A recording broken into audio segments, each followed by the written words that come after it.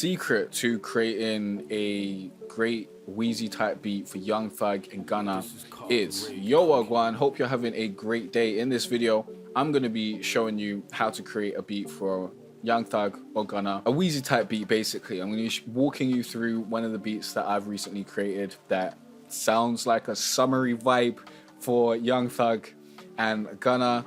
And Young Thug recently posted a video on his Instagram that does sound like it's on the same summery vibe, like he's gonna be doing another one of those hot type ones this summer. So this is gonna be very, very interesting to you if you want to make a beat like that. Now, if you don't know who I am, I'm Jay Carteret from jcarteret.com, teaching you how to be better at music, online business, and online marketing. This is the #1 spot for musicians and creatives that don't want to be starving artists. So if that sounds like you, click on that subscribe button, check out the rest of the content on the channel because you will love it here, guaranteed. Question of the day is, which producer do you most want to be like? So who's your favorite producer? Whose sound do you really enjoy and you kind of want to get your sound to kind of sound like theirs? Let me know in the comment section down below.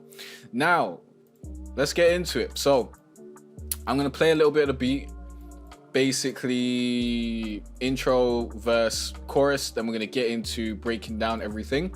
Now I must warn you, I have deleted basically all the VSTs except for Analog Lab and one Omnisphere patch, which I believe is our Synth Bass, but I'll just show you the melodies and that sort of stuff in FL keys, and I'll try to tell you the Omnisphere patches that I used off the top of my head. But the guitar that I did use was Ample Guitar. It's just when I have all these VSTs running, my memory usage up here goes to like 4,000 plus, and it causes issues with recording, causes issues with just using my computer in general. The lower I can get this, the better it is, the better experience for everyone. And I think I might even be able to play this back with Ozone 9 on. So, well, that's going red, so let me actually turn Ozone 9 off because it's not super necessary. And let's play this back, and then we'll get into breaking this down and showing you how you can do the same thing, and I'll be giving you some hacks and tips for you to get the same vibe. Okay, so let's go through it. Oh, my bad. Let's go to the song.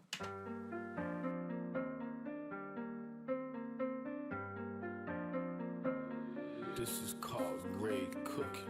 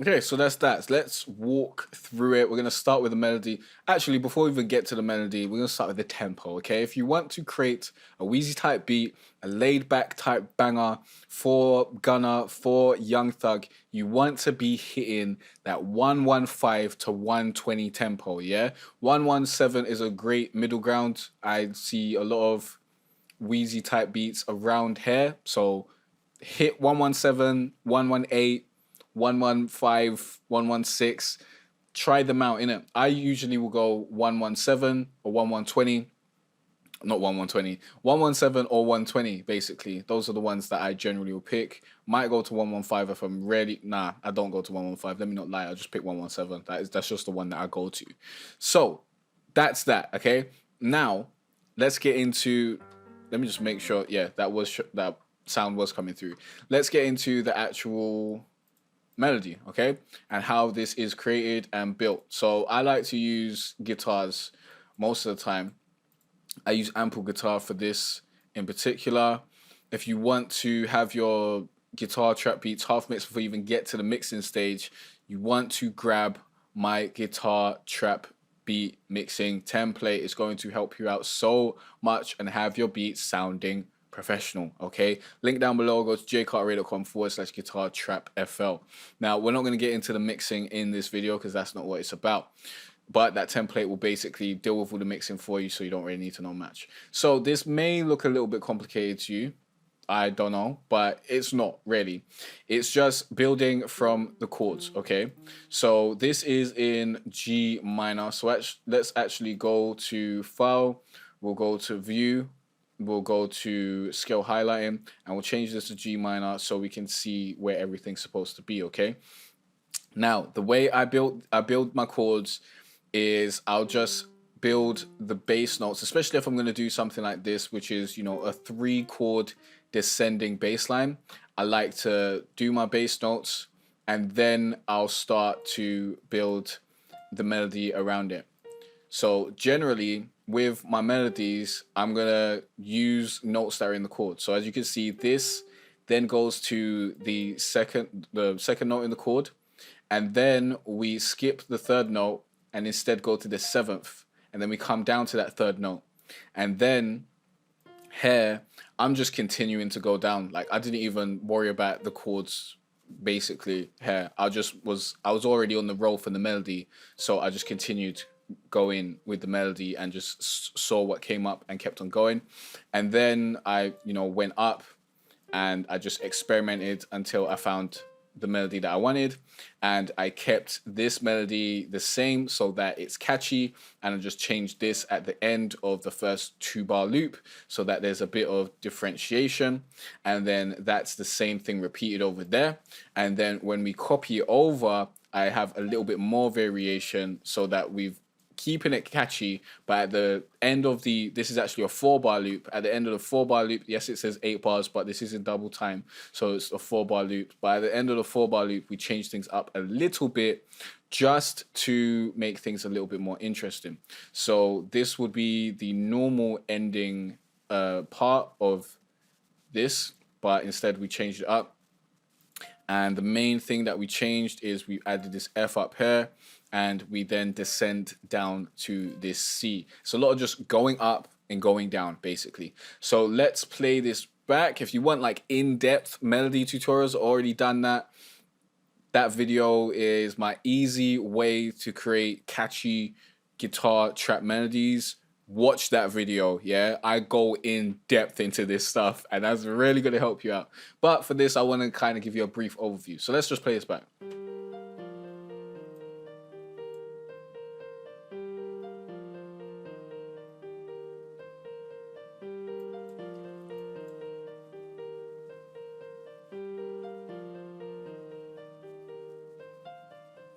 One thing that I've learned is don't be scared to use the same notes and hover around this using the same note again and again. Like, the more you use the same notes, for example, it goes dun, dun, dun, dun, dun. This has already been used, this has already been used, and then we're just coming right back to that. The more you use the same notes, the more catchy it's going to be, the less it's going to, you know, be moving all over the place, and the more you move all over the place, the less catchy it's going to be. And you want your melodies to be as catchy as possible, because then you're making those hits, yeah?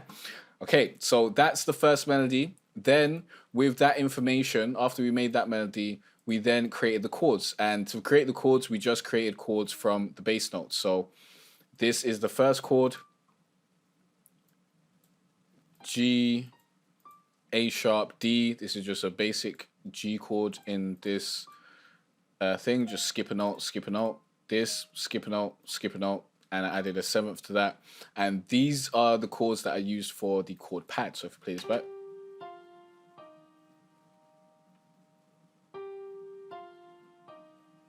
And that's just the same all over. And those are the melodies. And with those melodies, I copied it to a variety of different instruments. So we can go through those right now. This is the chorus guitar instrument.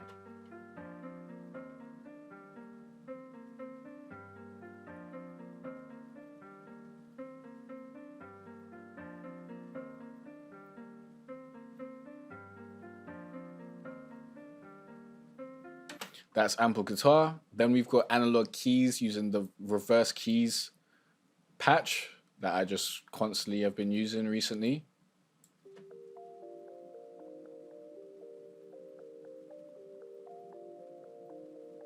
As you can hear, exact same melody, no need for me to go through the whole thing. And then my verse bells is, I think it's like K something pluckable in Omnisphere. This is what that sounds like.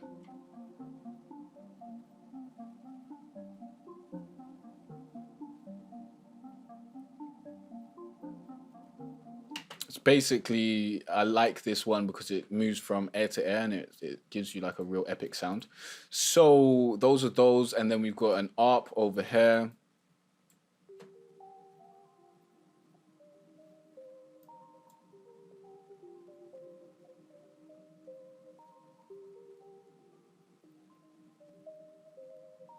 And that's just using the exact same melody from over here and just adding it to an ARP. I use the same Astral Visions 1 ARP that I've been using for a very long time now. I just use it consistently. I do need to make my own ARPs this year or maybe next year. I don't know, at some point. But, you know, this thing's working in it. So why fix what ain't broken? And then we've got a synth bass over here. Just following the bass notes with a little bit of variation here.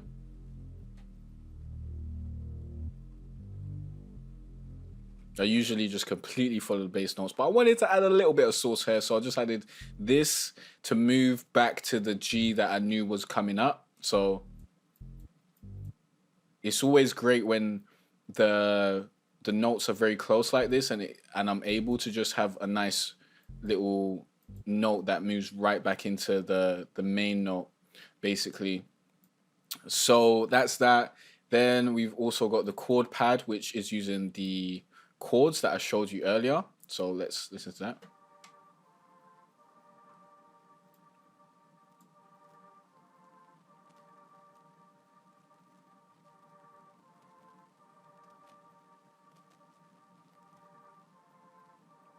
And that just makes the chorus sound a little bit more epic in the latter half.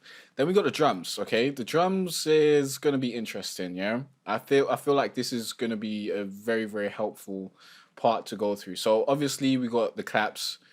I'm not gonna go through that because it's always on the third bar. Like there's no need for me to belabor the point quickly. That's the claps. Okay, straightforward. Or snares. I use snares, not claps, by the way.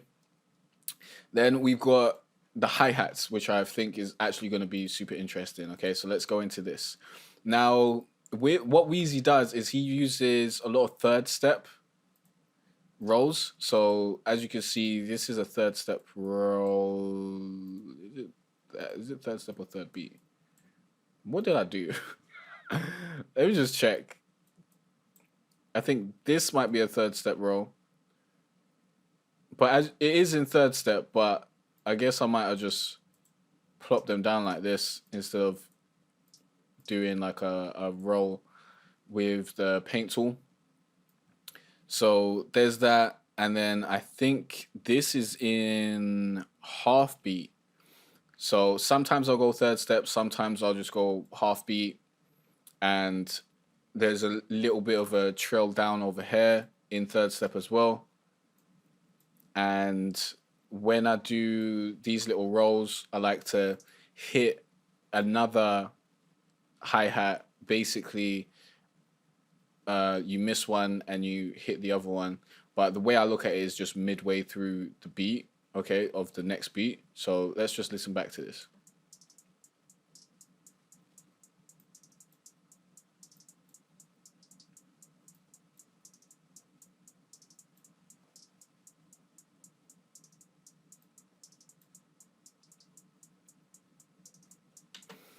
Very simple. Then you Alt R, randomize the velocities, randomize the pans. Then we've got the snare, which is just leading into the next clap. Very common placement.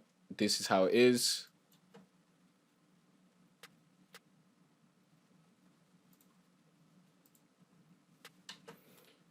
Very straightforward. Then we've got the open hat, which is hitting just before the clap.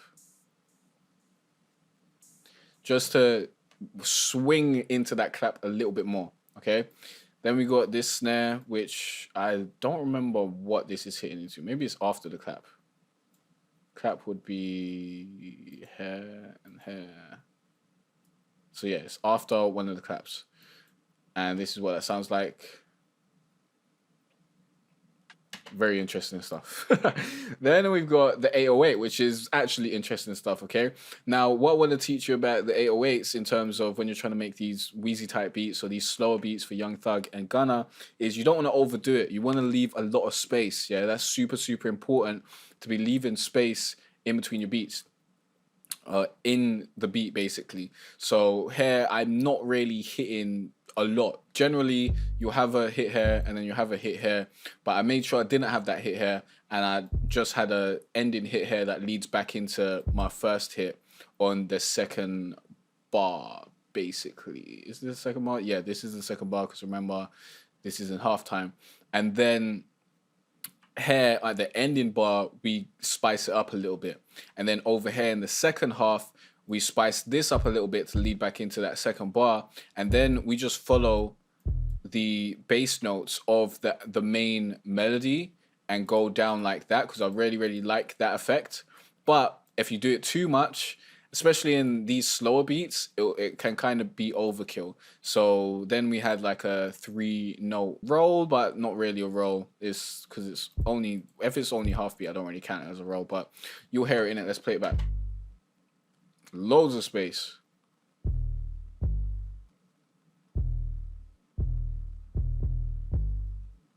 Loads of spaces again.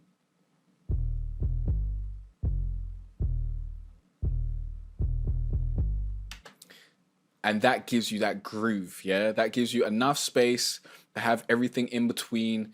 And you're also, because I've also added a few hits and stuff, it doesn't get too boring. Like, it's not like it's too spacious. But you do really want to make sure that you keep that space. And generally, the way I keep that space is I just have maybe 2 hits in the first bar. So we've got the initial hit, and then we don't hit until we're just about to lead into the second bar like that. Okay, and then the kick is the same stuff, so I'm not going to show that because it's a waste of both of our times, and I don't want to do that to you.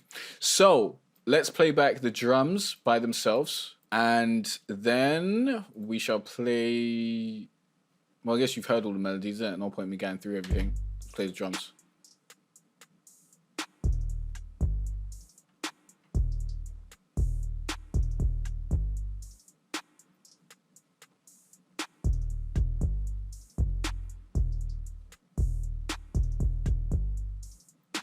That's that. And then, okay, we'll let everything come in so you can say the difference. Oh